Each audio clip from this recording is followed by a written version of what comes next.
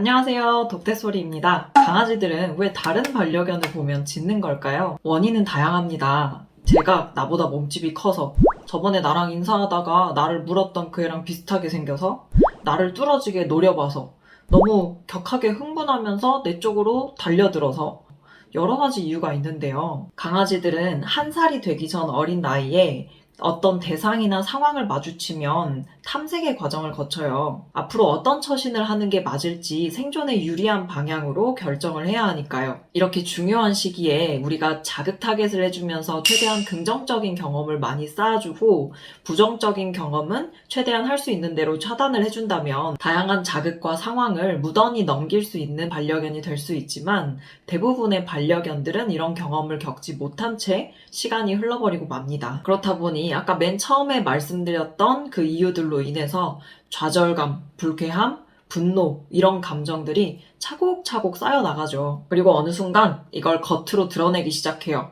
처음에는 조금 이렇게 노려보는 정도로 시작을 했는데, 그 노려보고 있는 시간이 점점 길어지더니 나중에는 그냥 지나치지 못하고 으르렁거리거나 물려고 하거나 아니면 짖는 걸로 표현을 하게 되는 거죠. 이렇게 되면 아무래도 제지를 하게 될 수밖에 없는데요. 이름도 불러보고, 간식으로 관심도 돌려보고, 앉아 기다려 이런 것도 시켜보고, 줄로 당기면서 안 된다고 알려줘 보기도 하지만, 방금 말씀드린 이런 방법들을 사용하시면 대개는 거의 다 점점 심해져요. 이런 방법들은 반려견들의 마음속에 있는 불안감을 가라앉혀주는 게 아니라 튀어나오지 못하도록 억지로 누르는 방식들이니까요. 때문에 짖음을 단순히 문제 행동으로 바라보면서 그 행동을 없애기 위해 접근을 하는 것이 아니라, 반려견들의 마음속이 어떤 감정으로 가득 차 있는지를 들여다보고 이를 해결하기 위한 교육 방식을 선택하는 게 좋겠죠.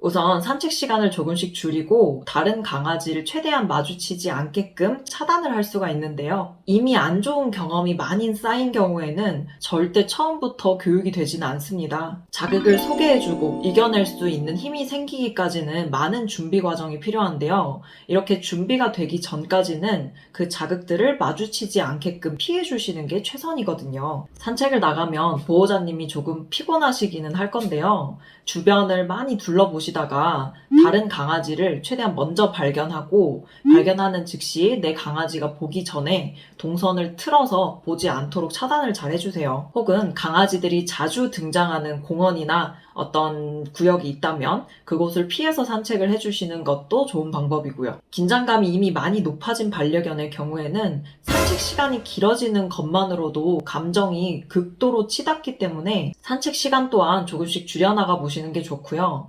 교육을 하면서 조금씩 자극에 대해서 이겨나가게 되면 그때 다시 산책 시간을 늘려가 보시면 좋습니다. 자극을 잘 차단해 주셨다면 기초교육과 함께 단계적으로 자극 타겟을 시작할 수 있는데요. 기초교육은 이 영상 안에 자세히 소개되어 있는데, 반려견의 내면의 변화에 집중해서 진행해야만 의미가 있는 과정이라 단순한 행동 만들기에 초점을 맞추고 진행하시게 되면 의미가 없을 수가 있으니까 주의해 주시기 바라고요. 기초교육을 통해서 보호자님과 공부를 할 준비가 완료되면 자극 타겟을 시작합니다. 자극 타겟의 방법은 대상에 따라서 모두 달라지는 게 아니기 때문에 원리가 똑같으니까 이 영상을 한번 참고해 주시면 되겠고요. 기초교육 없이 자극 타겟만으로 시작할 수도 있지만 학습 속도가 현저히 떨어질 수 있어요. 태어나서 공부라는 걸 전혀 해본 적이 없는데 어려운 난이도부터 해내야 하는 셈이니까요. 자극 타겟의 경우에도 내 반려견이 가장 심하게 짖는 대상부터 시작하시는 게 아니라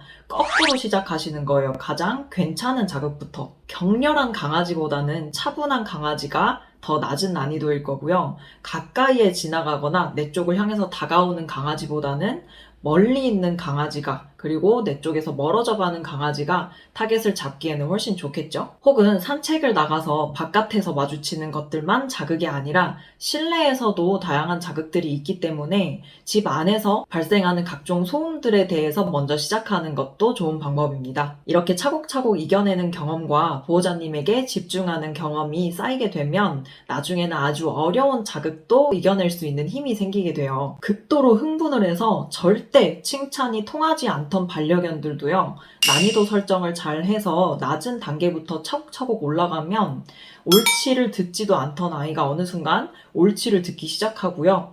간식을 입에 대지도 않던 아이가 간식을 잘 먹기 시작하니까요. 이렇게 자극 타겟을 하시다 보면 물론 나의 칭찬이 통하지 않는 순간들도 당연히 발생을 할 겁니다. 이때는 어떻게 하지 하면서 뭘 하려고 하지 마시고 무반응과 무관심을 해주시는 게 좋아요. 긍정의 힘보다 부정의 힘이 행동에 영향을 미치는 게 훨씬 더 크다는 거 알고 계시죠? 10번의 칭찬도 한 번의 비난으로 무너뜨릴 수 있는 만큼 아주 강렬한 힘을 갖고 있기 때문에 산책을 하는 상황이라고 한다면 줄을 잡아당기지 마시고 이렇게 꽉 잡고 버티고 있는 상태에서 반려견을 쳐다보거나 말을 걸지 마시고요. 가만히 서 있어 주시는 게 좋습니다. 그리고 자극이 지나가고 어느 정도 가라앉으면 다시 산책을 진행하시는데 이때도 자꾸 산책을 더 많이 하려고 하지 마시고요. 빠르게 집으로 귀가를 해주세요. 더 진행을 할수록 감정을 가라앉히기가 너무 어려워지거든요. 그리고 줄을 가만히 잡고 버텨달라고 말씀드렸는데